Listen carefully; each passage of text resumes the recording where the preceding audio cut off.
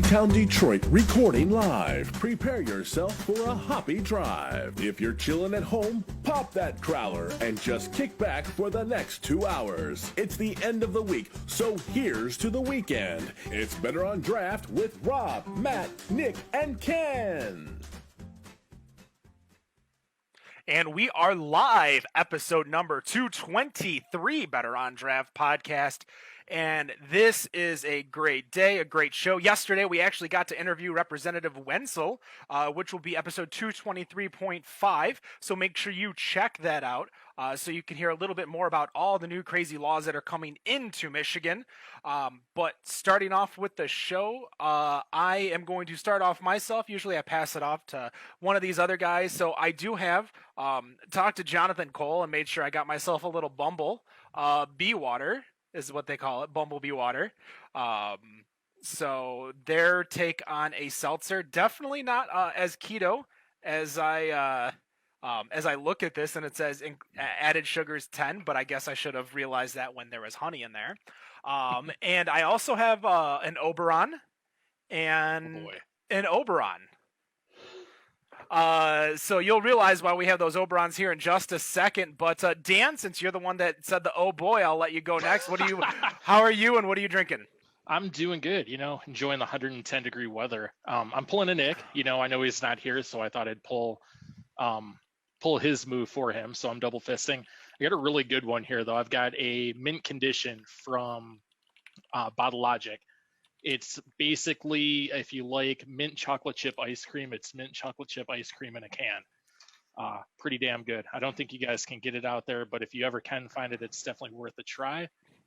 I wonder how close that is to the dirty milk, or how does that go at Right Brain? Dirty. Is it the Girl Scout? Dirty Girl Scout. Naughty Girl Scout. It's a Naughty Girl Scout. Too many words. This one, I'm not gonna lie, is night and day better. It's so smooth. It tastes like mint ice cream, mint chocolate chip ice cream was melted and poured into that can. I was just offered to get some of that, and I passed it down. I may have to reach back out to him now. Yep. And then I'm pulling in another one of your favorites. I've got from Parrish, the Rev Coffee Stout. Ooh. You just can't go wrong, especially on draft. I finally had that. What'd you think? It's amazing. Oh my gosh. Yeah. I know exactly what you guys are talking about now. Yep. We're not making it up, Ken, if you haven't tried it yet. I don't know if I have yet. I'll have to look for it a little bit more. You were talking that just Right Brain. I bought some more CEO Stout. I went all the way to Bush's to buy a 6-pack of beer, or a 6-pack of the Bumble water from Witch's Hat, and walked out with $100 bill. So that was my day yesterday. I definitely went a little too hard. But Rob, what's going on? What are you drinking? Same old. Still got the same jobs. Still working my ass off. We're actually supposed to be going back in starting July 8th. So I've got a couple more weeks. We get the week of the 4th off for the plant shutdown. And then I supposedly go back in on July 8th, but, still working from home for the time being. And then now doing like triple duty, hosting trivia Mondays and twice on Wednesday, all from home for the time being until it looks like Herman's in Plymouth is going to be my first return back to hosting live. But right now I am drinking a Bell's Saturn from with the date of April 3rd, 2015. I'm gonna ask you what year that was from. Holy crap. That was back when you were in town, Dan. Yeah, that was a long time ago. We were drinking those back then. Still had a few left, so I'm like, all right, I'm going to crack one open, see how this thing looks. And, of course, it is in the Better on Draft glass. Wendy, what's going on? What are you drinking? She's on mute. She's on mute. I muted myself. I don't know what's wrong. So I was lucky enough this weekend to do a little road trip, and I got to go over to Grand Rapids. And so I am doing a double fist tonight. That probably didn't sound right. It sounded fine until you said that. So I've got an Easier Storm from Drafting Table and one from City Built as well. I think they're both fantastic beers. I'm not going to lie, I've already had a couple. But I think the whole concept of them working and doing that and then releasing the mix pack together is awesome. So I feel like left out because I didn't pregame as hard as the rest of you guys. But as you could tell, a little bit of a trend here. Me and Rob both drinking Bells. We do have a guest in our remote Zoom studio today. And why don't you introduce yourself and tell us what you do and what company you work for? Sure. So I'm John Mallett. I am the VP of Operations at Bell's Brewery, and I've been brewing beer professionally for 30 some odd years. Been in Michigan for almost 20, sort of leading the beer production scene at Bell's.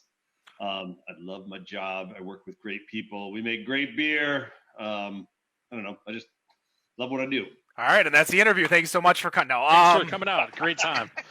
So I guess my first question, which I always ask, is especially with those who have been in the industry for a long period of time, especially prior to the last craft beer bubble burst, kind of in the early 2000s. Where did you get your start, and how did you get your start? Yeah, sure. So I, like many people, went to college, and when I was in the college, I drank a lot of beer, and I ended up living with a group of guys who are all food and beverage professionals. One of them was actually the beverage director at the Cheers bar. This is in Boston, so that bar, which is called the Bull and Finch. So CJ, he was the beer buyer there. There was a sous chef who worked upstairs, who was a good friend. We lived with him, and then another guy who did food and beverage over at the Lenox Hotel. And so we were drinking. We were all really interested in beer. Like back then, this is probably 85 or so, 84. We always had a keg of double diamond on draft in our kitchen. And we're drinking, always interested in really just goofy beers, drinking all over the place.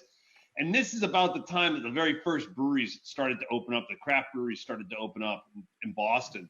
And I decided I was super interested in this. I was cooking my way through college.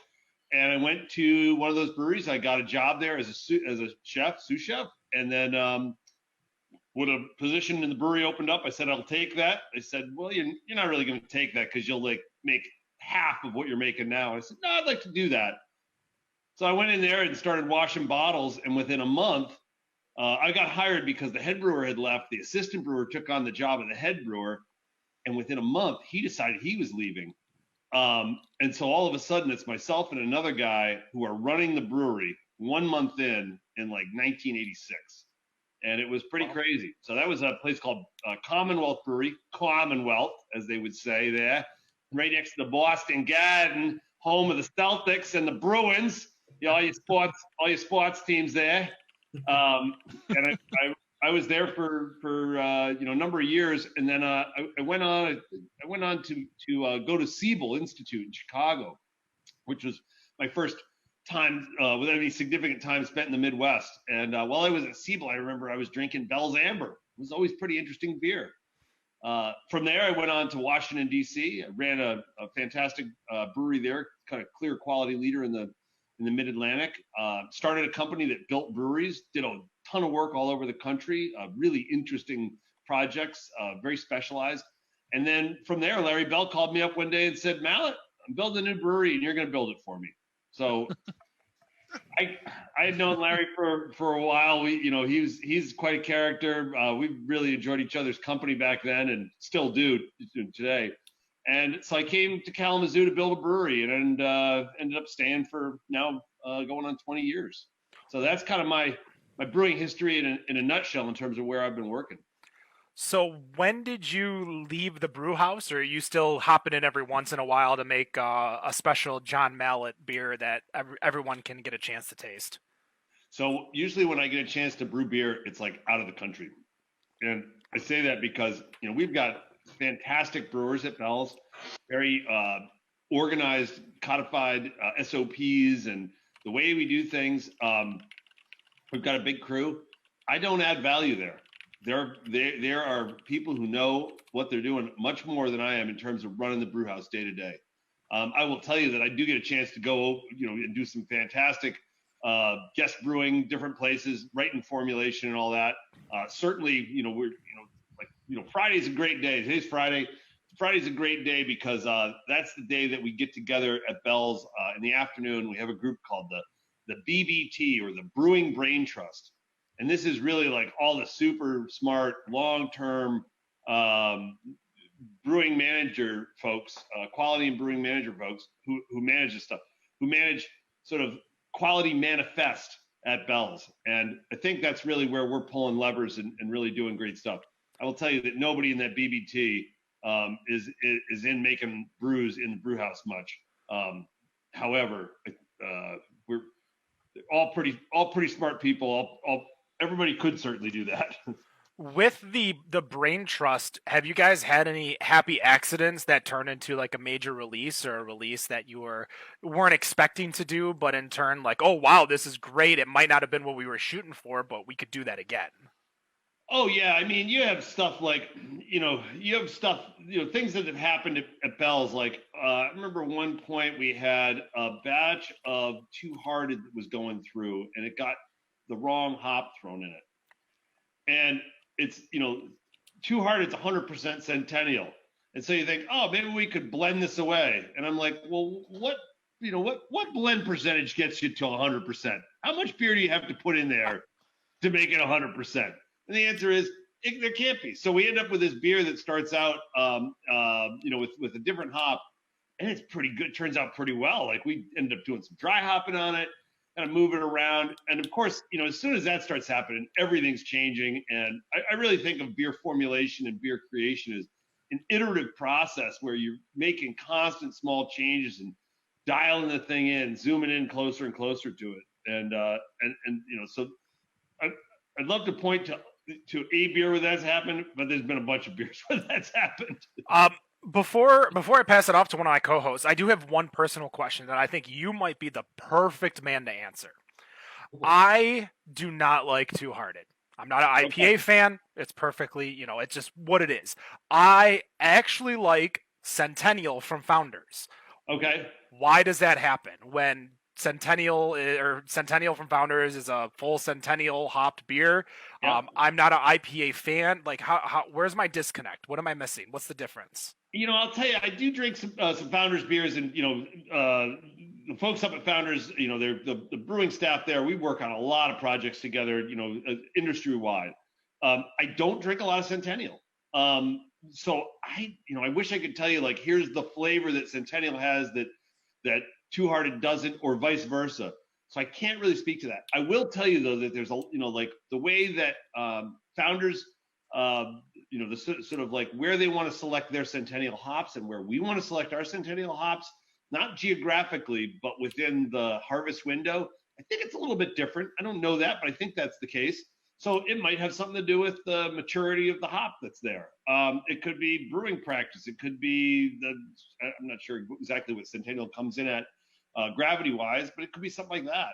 I don't know. You kind of piqued my interest, and as I started to answer the question, I'm like, damn, I haven't had that beer in a while. I should have that beer. Wendy, you got a question? I do. I'm actually wondering. So you don't get the chance to be in the brew house a lot. What is your favorite part of your job? We can tell that you really love working for Bell's. What's the favorite part of what you do on a day-to-day basis? Yeah, so I mean, I oversee like a whole bunch of different stuff, but one of the things that I am just incredibly passionate about is brewing raw materials. And like it's something I've devoted a lot of energy into over the years. And I will tell you that I think that in some ways that the brewer's art can manifest itself in a lot of different ways. And one of my favorites is that when the brewer gets out of the way, and by that I mean that you pick up a beer and you taste that beer and you taste all the way back to the farmer's fields. And so to me, this speaks about like being, selecting raw materials that are the right quality and then allowing those inherent attributes to just sing out. In some ways, the brewery said sometimes the brewery almost becomes transparent, like you just can kind of see through it.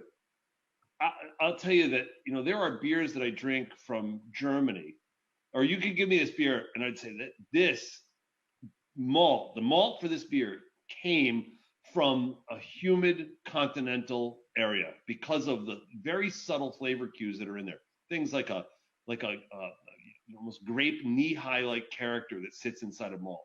So when you get out of the way with that stuff, it's important. To that end, we spend a lot of time on brewing raw materials, and that's a part of my job. That's a big part of my job, but it's a beloved part of my job to go and visit barley farms, malting concerns, the hop farmers, the hop merchants, like managing that supply chain of finding the best quality. Because when we have those flavors that are carefully selected, artfully, combined with artful brewing, careful packaging, and get it all the way, into somebody's glass, that to me is the real high art in the brewer's lexicon. So that's a place that that I love. I will tell you that if you've had a Two Hearted, or if you've had any of our beers, that that those centennial hops, those essential hops in Oberon and all these other things, myself and a couple other people have selected every lot of hops that have gone into that for the past, I don't know, nearly 20 years, 15, 20, So, so rubbing individual lots, and when we're going out to Yakima to do hop selection, we are tearing through in excess of 100 different lots, assessing them, ranking them, grading them, and then selecting them in proportion for blend to make our beers. That's something that I feel like I could open the valves and turn on the pumps and do the really important work at the brewery. But I'm also very effective at, figuring out here's where we buy malt and how we buy malt and why we're getting these malts and how we're going to assure that these malts remain unchanged. Speaking of, go on. I was going to say, just on my, as I left the brewery today, I had two calls. One was with one of our malt vendors, and one of them was with one of our hop vendors, and those are very close relationships. And some of that conversation is like, I hear you're going on vacation next week, but a lot of it is also like, how are you managing through this COVID thing? What are the implications? Some shutdowns and restarts, these kind of things. So very, very tight relationships and conversations up and down the supply chain, and that's I think a huge impact, especially for a brewery like Bell's. That is, we are trying to be pure as the driven snow and allow those quality ingredients to just shine through. So being the vice president of operations, is that what you said? Yeah. There's something we hear nearly on every single craft beer enthusiast page ever. And I want to give you the opportunity to basically respond to this. And that says that just looking fucking hilarious right now. What's that? I think somebody knows what the question's coming. And we all do. I'm shaking. I'm shaking right now. So this question is very simple. Why did you change the ingredients of Oberon, and why was it always better the year before? Why? That's not the real question. The real question is that why do you think people say that type of sentence? Because Bell's has stood very strong, stating that the ingredients are the same. Everything it's not changed. Why do you think people still to this day say it's different? Well, we do change it every year just to fuck with people.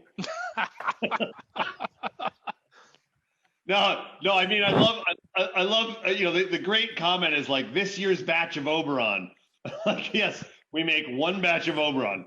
It's like 100,000 barrels, one batch. Whew, a lot of work. I think I can tell you why I think this occurs, and that is that we are interpreting sensory information as humans constantly. We walk in, you smell, you walk in a room, you're like, oh, somebody stepped in dog poop, or wow, those roses are just beautifully in bloom, the lilacs are ripping, right? And so, but we're well attuned to identify flavor and aroma. We're not well equipped to identify subtle changes. And so if I think about a dedicated Oberon drinker, somebody who loves a beer and drinks it regularly, they may go through and Oberon Day comes, they buy some beer, they're drinking it all through the summer, and then fall starts to come and it's like, oh, you know what, I'm going to lay a supply in for the winter. And that beer, they were drinking that beer through maybe into November, maybe into March, and then the next year's Oberon comes out and it's different. And this to me is about beer aging. I mean, one would not buy this year's roses, hold on to them, and then next year say, roses smell different this year. Roses are dead from last year. I'm sorry. There's a shelf life on roses and it's expired. So I think, and I'm not saying that beer is getting bad, it's just getting different. But that to me, it's like, it's sort of this heartbeat that occurs on an annual basis, and you try that out. You say, well, yeah, it's different. Yeah, people absolutely perceive it as different, and I believe that. I also believe that the act of beer drinking is highly influenced by the circumstance at what we're doing. So like whether that is I'll tell you, some of the most amazing beers that I've ever had have been times when I've been like, on vacation somewhere, just beautiful, and like, my God, this beer is, my wife and I are just having a great time, and how could this beer be better? Objectively, was the beer better? I don't know. But to me, it was better. Those were great beers. So before I pass it off to Rob, because I know Rob's got a question that he's been itching to ask, Tito Huffman from the chat wants to know, what are you drinking right now? Oh, right now I'm drinking an Incessant. So this is a Bell's beer that we just came out with that is, kind of a little hazy. It's in a big can. That's important. I like big cans. Oh no, that came out wrong. Never mind. No, it's perfectly fine. It was perfectly fine until you said something. It was perfect. It's just pretty clear that you cannot lie. So I think we're good there. But I guess actually with you bringing up Incessant, that actually kind of pivots my question, because I was kind of thinking about how there's been it will just pretty much say a revolution of hazy IPAs that have come across in this state. Obviously, from Old Nation's M43 to Rogue's Flavorful 5 to, Witch's Hat's this guy. I mean, there's been a lot of hazy IPAs that have been out there. And they've been out there quite a while. So while all of the other breweries have been very fast and furious about putting out these hazy IPAs, Bell's has been kind of, I will just say, patient about putting things like Incessant and Official out there. And I guess I'm curious to just kind of talk about that slower release in coming out with those. And obviously I know that with being bigger production that may weigh into it a little bit, but I guess talk about, bringing Official and Incessant out at, a little later in the game than everybody else. Yeah, sure. So I think about, I was talking to an East Coast brewer who's well known for kind of hazy beers, and he was talking about like the radical new stuff that's going on. I'm like, in terms of making like hazy hop forward beers, we made this beer called Solson back a while ago that was kind of hazy and hop forward, but so I will tell you that over the course of making Oberon, that I know that these beers change, and one of the ways that they change is they get clearer over time. And I think that for the beer lover that is looking for a hazy beer, they're expecting it to be hazy. I mean, it's on the label. It is a very different thing, and I know this as a brewer, implicitly. Very different thing to make a beer that you pour on, that you brew on site, you pour on site, 2-3 weeks later, goes across the bar. Everybody's got a visual on it, versus being able to put something in a package, send it to, wherever, Arizona, wherever, and have that beer meet the customer expectations. I mean, the beer lover has an expectation that says hazy, that's going to be hazy. I will tell you that when we started doing this, when we were looking at this, we wanted to make sure that it was durable, that it had legs, and that we were going to be able to consistently meet customer expectations. To me, that is the definition of quality: is meeting the expectation of the customer or beer lover. And so myself and one of the other members of the BBT dug into this a lot, and we were reporting back to the Brewing Brain Trust on a weekly basis on determining how we assure that these beers are going to be flavorful, fresh, hoppy, and hazy. And we did that for quite a while, and we learned a lot. I mean, I don't know if anybody here, I don't know if anybody here drinks rum chata, but the science behind that shit is fascinating. Yeah. Got a bottle of that in the cupboard somewhere. Yeah, it's also fucking disgusting in my world, but whatever. Yeah. So, anyways, see, I digress. So, in terms of we wanted to make sure that when we made beer, that we were going to absolutely meet the expectations of the beer lovers, because who the hell wants a clear hazy IPA? And right. They exist out there. I will tell you, they exist out there. And one way to control it is to be able to sell it from the brewery the day you package it. Mm-hmm. Fantastic model. That's not a model that Bell's can do on a larger scale. And quite frankly, I love getting our beer out there to people all over the place. Well, yeah.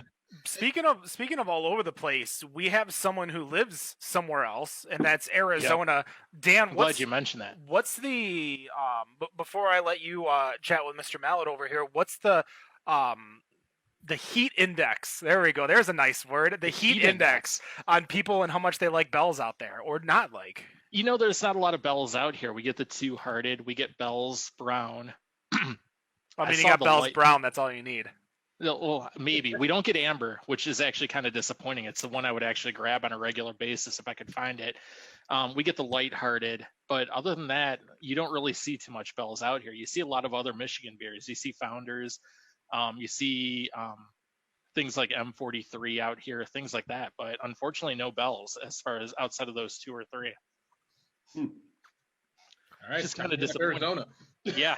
Anytime you want to send some Amber out here, I'll be more than happy to help make that happen. Okay. But I got a question for you. I want to go back to you. You're involved with sourcing all of the malts, the hops, everything like that. How much does Bell's put into sourcing locally versus sourcing from other parts of the country? Do you put a big emphasis on sourcing from Michigan when you can, or where's the company stance on that? So in terms of sourcing locally, I love this. I love the concept of food economies and food sheds. And I will tell you that it is a tough lift to tell somebody in South Carolina that they want to buy this beer because the barley is local in Kalamazoo, right? Like somebody in South Carolina is like, sure, why should I care about that? I also think about functionally what we're looking to get out of our ingredients, our raw materials.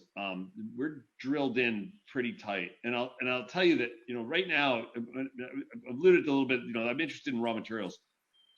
This will give you a little better sense of where I sit with it.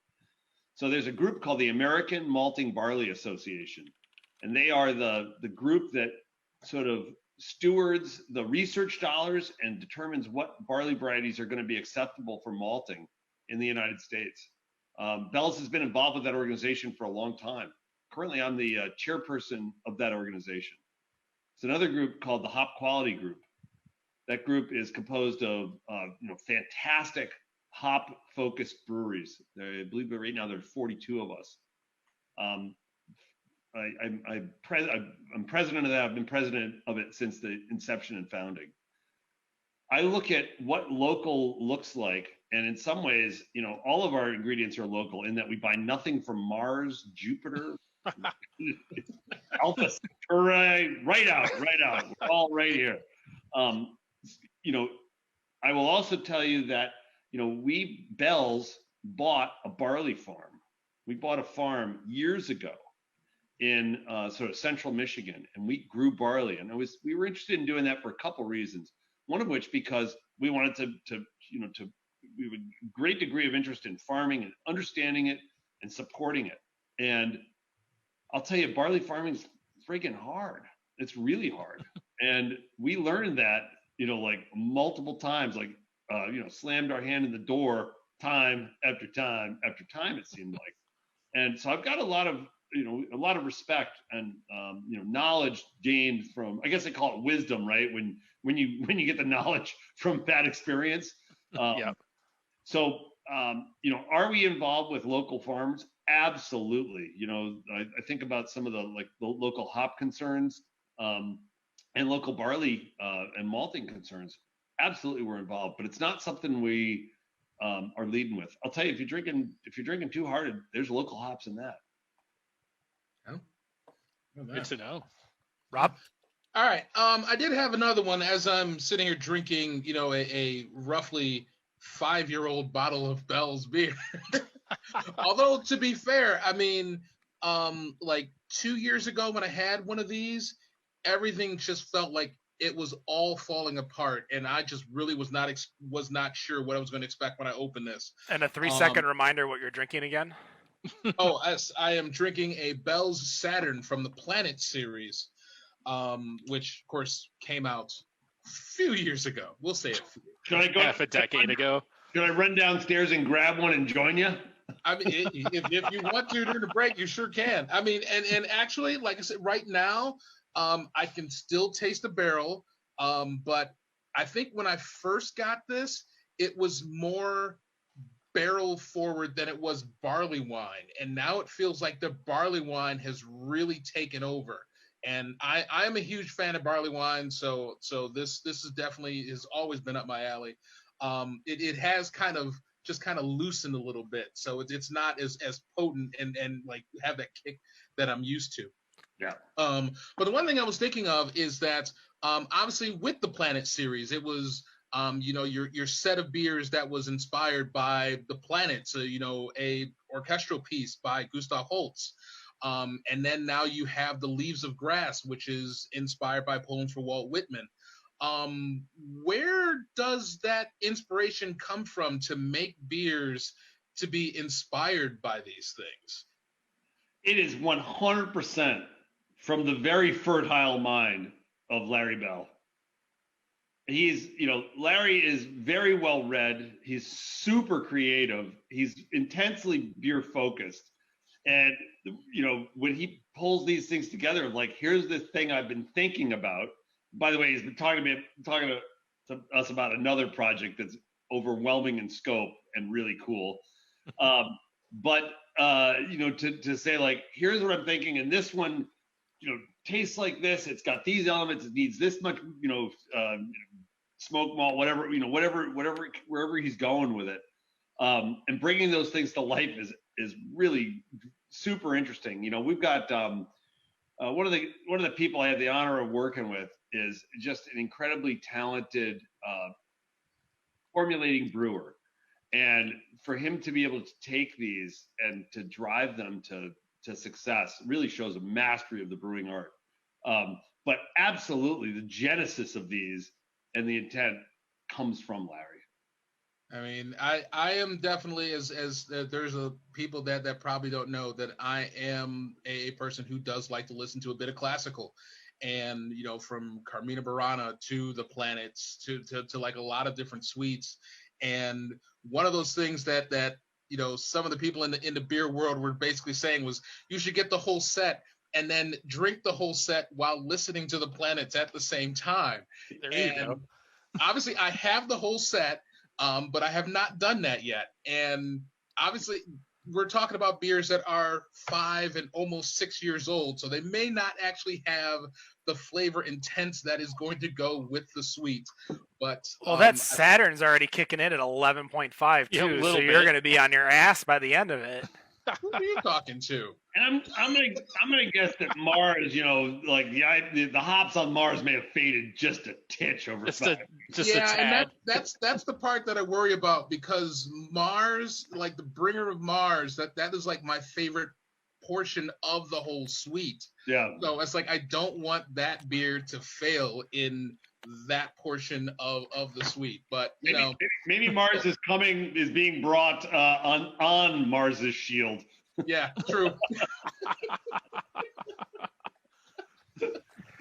I kind of want to share something because Bell's Oberon is one of those few beers that definitely got me into expanding craft beer a little bit more.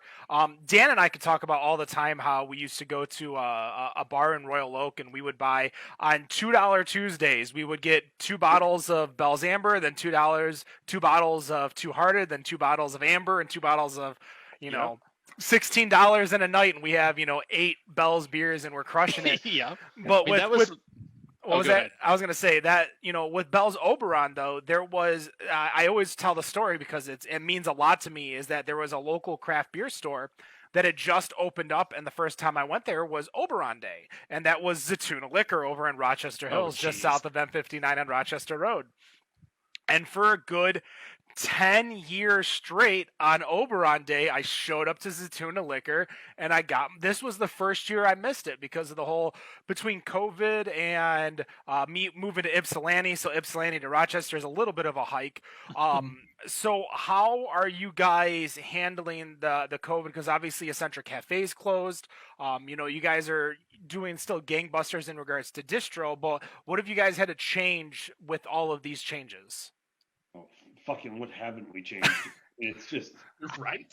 I mean, this is a major part of what we're doing right now, is just making sure that our staff and the beer lovers and our vendors, that everybody's safe. We've thrown a ton of people out of the brewery. They're working from home. I got to tell you that it's like, work from home sounds great. Yeah, you living with a 5-year-old, like that is not so dreamy. We are wearing face coverings, very aggressive, practicing social distancing, clean. I mean, it's like there is a laundry list. We have a group that meets daily for an hour to talk about what are the changes and how do we enact them, and temperature screenings before you come in. And we've been very aggressive with it from the start because we recognize that if we F this up, it's not like we've got this endless supply of brewers that somebody else is just going to come in, or somebody's going to be able to load a truck or run a packaging line. We really need to protect our people, and we've been very intent on that. And it's scary. It's scary for everybody, and it's for us, I think one of the most important parts of Bell's is the internal culture of the brewery. We are super open and loving and respectful, and I mean, having people be scared because they've got maybe a vulnerable person living at home or whatever else, it's distracting. And we're very focused on making great beer in a place that is core value, safe, quality, respectful, responsible. And so it's really, I feel like it's there's like this balloon that's been poked with these sharp little sticks in all these directions. It's trying, but we're successfully holding the balloon together. And the number of I've been talking to third shift. On Wednesday I came in to see all the folks on third shift and or first or second or wherever, and like the overriding sentiment is like, I like coming to work, I love getting a paycheck, and I love coming to a place that is not out of control. I'm sure we've all been to we're in Michigan, so I'm sure all of us have been to a Meijer. And you're at Meijer and you're like, well, clearly your chin's not going to catch COVID. It's kind of like here. I mean, to me, this is like wearing the mask, wearing the face covering like that is like, it's like wearing safety glasses on the top of your head. Or actually, I'm thinking about going to Meijer with my pants just around my ankles, because technically I'm wearing pants then, right? The fleshy protuberance is just kind of hanging out there, like no problem. I'm safe. You're wearing your pants. That's all that matters. The sign says no shoes, no shirt, no mask. So I mean, why even bother with wearing them on your ankles? You might trip. That's a hazard to you. That's true. It doesn't say no pants, so you don't even have to put them on. I don't want to see anybody's fleshy protuberance at the Myers stage. Okay.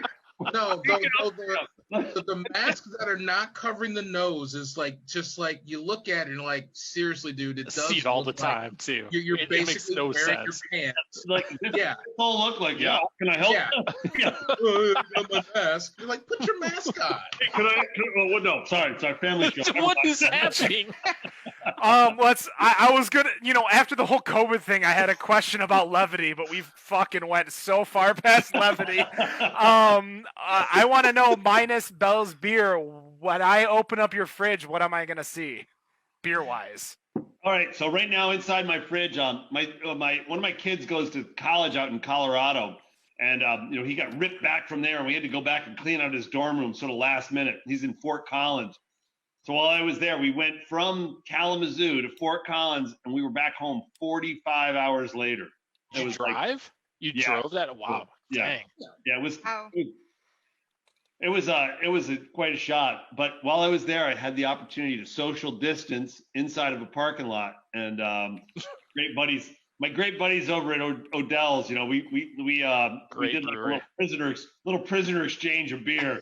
Got some awesome Odell IPA and a couple of other their beers in there. That's pretty nice. I got some little bit of Russian River, a little bit of New Glarus. Little Russian River. Nice. Yeah. I mean, they're really. I mean, the folks at Russian River are super good friends. I mean, Vinny and I have run the hop quality group together. Like, have been. There are more people who do that, but who are involved in that than us. But we've been in there from day one together. So That's my whale. Is it Russian River? Yeah. I'm gonna go get one and drink one in front of you. You should do that. Oh, that would be so mean. And then pour it. Take one sip. I have 30 seconds to go sprint.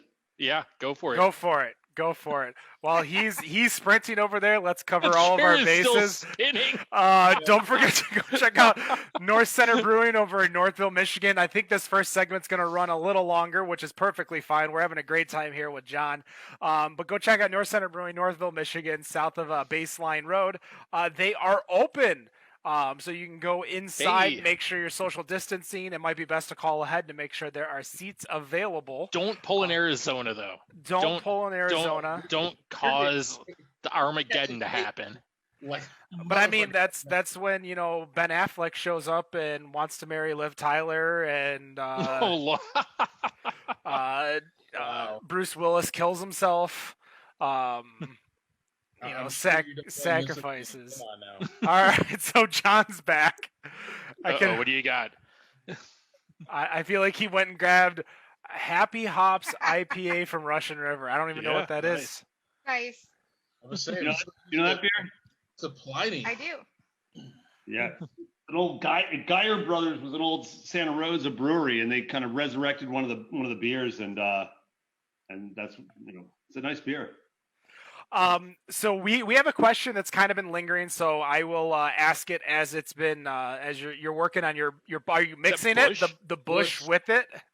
This is something I would do right here. Oh, he's using the bush to open up the bottle. Oh no! That's I was waiting for it to fail like the draft top that I have, and he's like, no, it ain't gonna fail. Decades of Was it shit for 30-something years, man? Like, it ain't failing. decades of experience. So a question from the chat, and I know we kind of talked about it briefly before we went on air. So from the chat, it says Bell's has publicly shared their opposition to the increase in self-distribution limits. Can we get a thought as to how this affects Bell's and why they have that stance?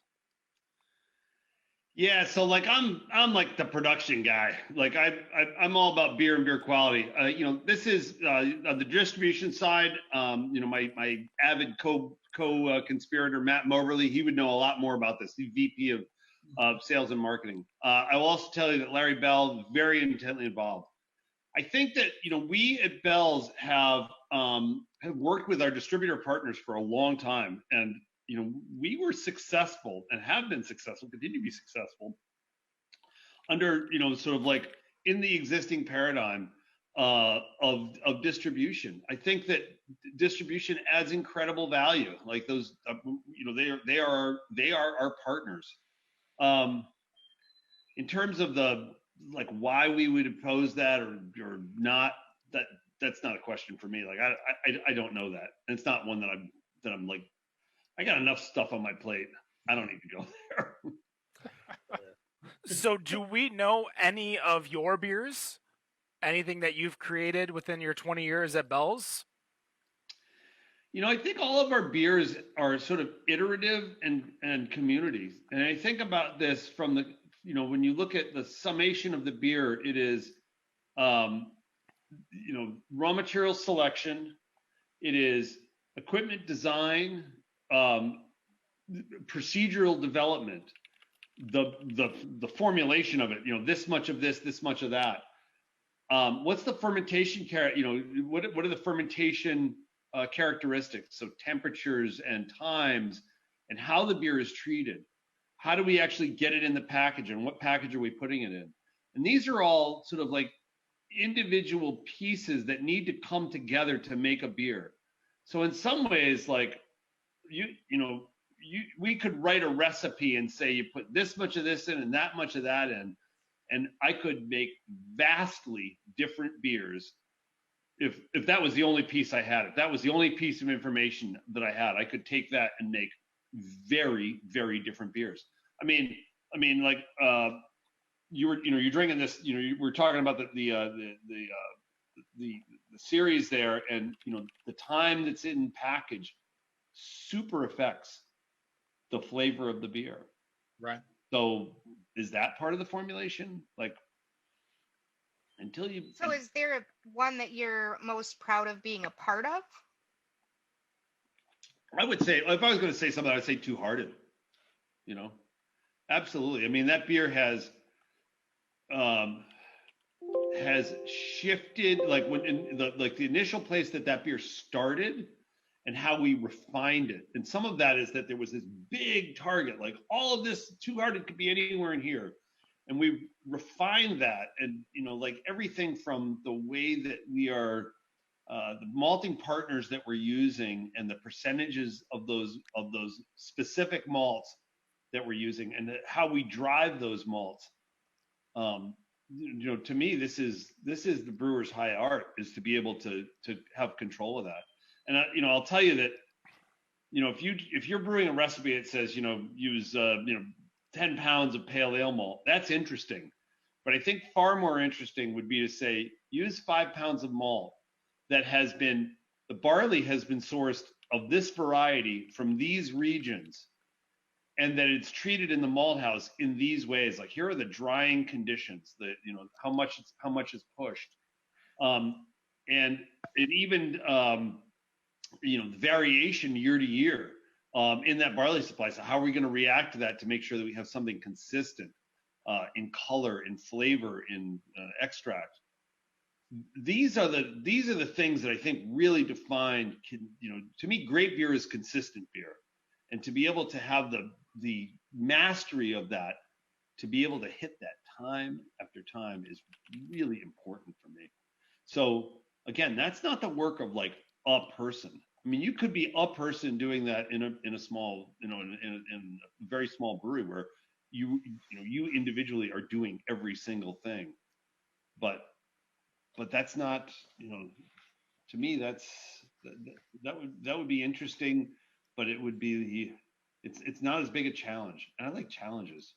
I like being able to get great beer to a broad swath of beer lovers, and to have that consistently, have it be consistent and excellent. That's something that's driven me from the earliest inception of the brewery. I will say that no matter where I go, and I like to travel for beer, it amazes me, because I remember when Two Hearted first came out, that I can always count on a Two Hearted to be there. No matter what size bar or what country I'm in, you can find Two Hearted. I'll tell you, to me, that is the highest praise that I could, more so than you made an amazing beer once. I don't give a shit about that. It's being able to do it consistently. Yep, you can always count on it. sure. Dan, you got any more questions for this gentleman? Not really. I do want to say earlier, though, I started to bring it up before we went on to a different tangent. You were talking about what we were drinking earlier. In all honesty, the first craft beer I ever had, now what we're talking about is Bell's Two Hearted. Before that, I was a malt liquor kind of guy, drinking 40s, King that Cobra. sort of thing, drinking King Cobra like it was water. It's funny because at that bar, we used to hang out at a bar in Royal Oak. That's the first place I ever had my first craft beer, and it just happened to be the Two Hearted that Ken bought for me. So that just kind of gives you the. Wait, you're like 30 years older than me. How did I introduce you to craft beer? I was drinking 40s before that, man. I was It happens. True. Yeah, I was That's hanging true. out in the hood drinking malt liquor. So it's funny the kind of impact beers like that have had, especially going back to the earlier days of craft beer, that it's had, like, it influenced my life. I wouldn't be drinking, Rev Coffee Stout from Parrish if it wasn't for that Bell's Hearted. So it's really kind of fascinating. Well, I kind of see. impact it I had. think what Bell's has put into the state of Michigan, because they are Michigan's largest craft brewery. Got to get that dig in. I said it, nobody else. But that's as Wendy said. Like, you go to any bar, especially now. No matter how divey it is, you are going to get a Two Hearted, or if it's the winter or the spring, you're going to get an Oberon. No matter what, both of those beers are usually available, draft, bottle, etc. Like, and it's not like it used to always be. Oh, you might be able to get a Fat Tire, or you might be able to get Killian's. Killian's. I should have said, not Fat Or a Tire. Newcastle. I Those love are the two. Newcastle. I do too. I should have bought Newcastle when I was out.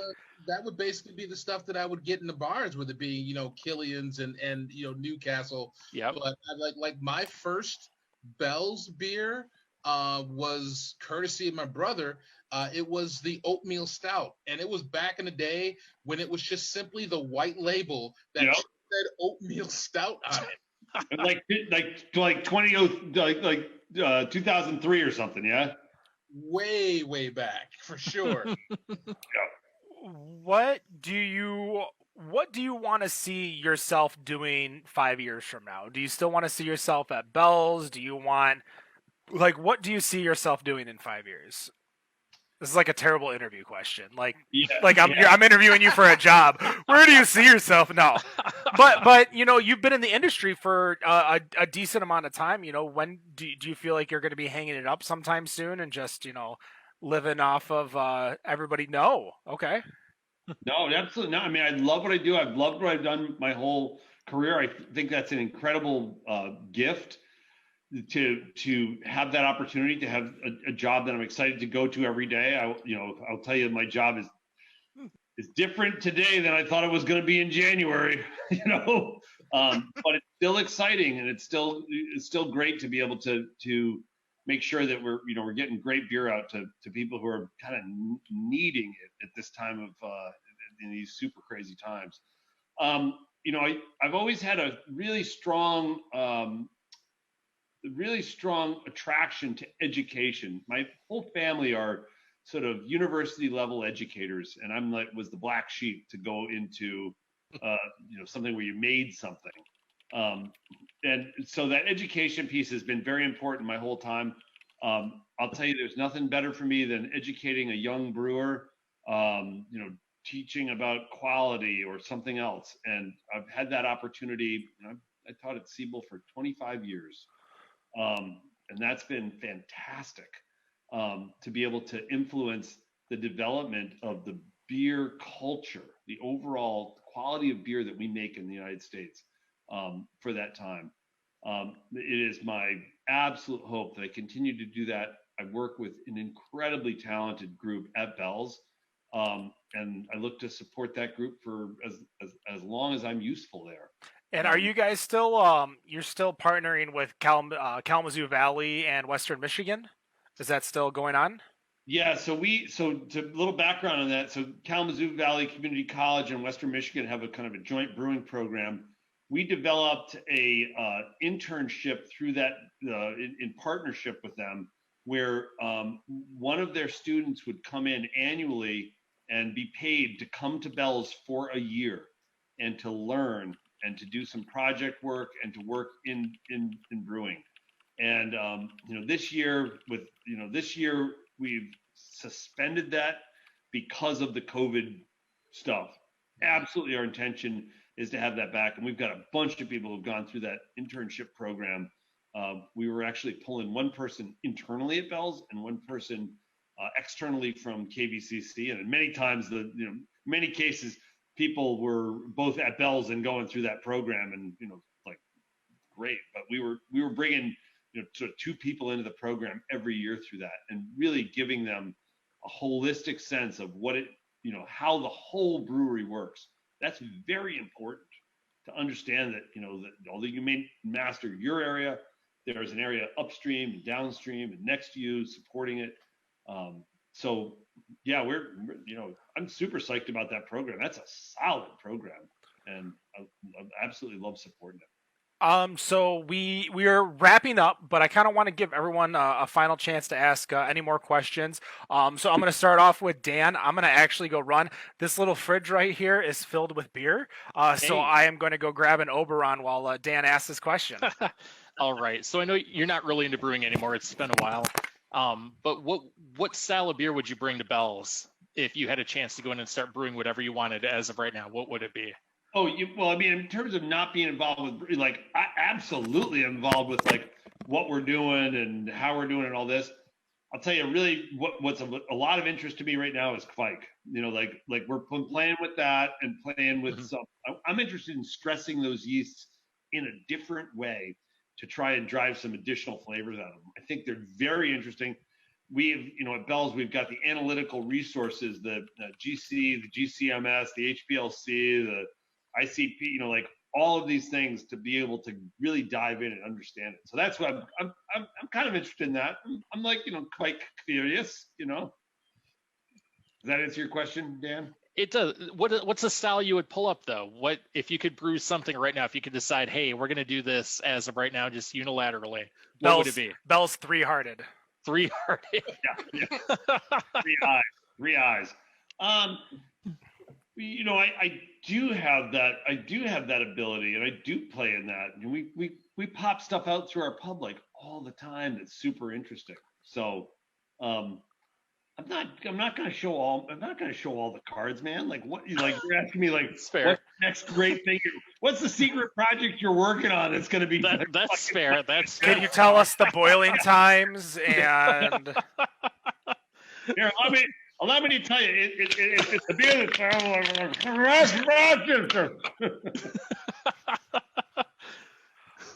Wendy, you got any more questions?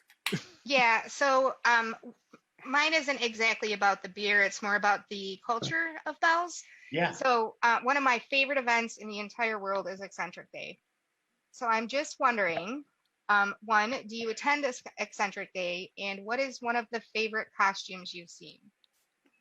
Oh my God. Yeah. I love going to Eccentric Day. I do some volunteer work, and for the last couple of years, that volunteer work has occurred on the day and the day after Eccentric Day up north. So I need to beat feet out of there, which sucks because I love being at Eccentric Day, in the late evening, because it's just a fantastic energy.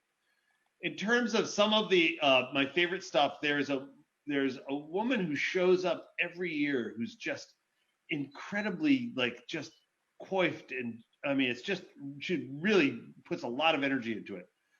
Skip, obviously from the east side of the state, shows up and spends a lot of time putting together just fantastic creative stuff.